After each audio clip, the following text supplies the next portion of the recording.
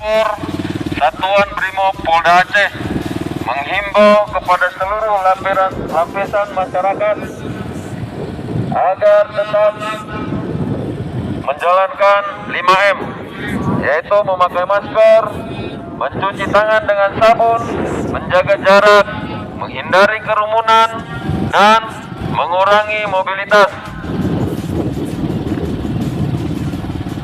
Kami selaku petugas tidak akan kendor dalam melaksanakan protokol kesehatan 5M untuk membantu mencegah.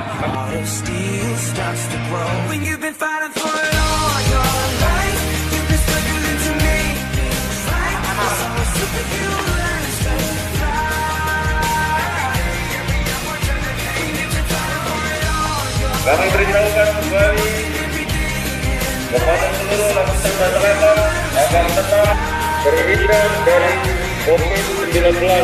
Beritahukan kembali, semoga kita semua terhindar dari penyakit COVID-19. Kita turut menjaga jarak, menghindari kerumunan, dan mengurangi mobilitas.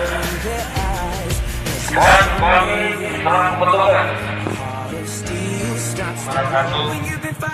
kami bertugas pelopor Satuan Brimob Polda Aceh menghimbau kepada seluruh lapisan warga masyarakat agar tetap mematuhi protokol kesehatan, yaitu dengan 5M, menggunakan masker, menjaga jarak, mencuci tangan dengan sabun, menghindari kerumunan, dan mengurangi mobilitas.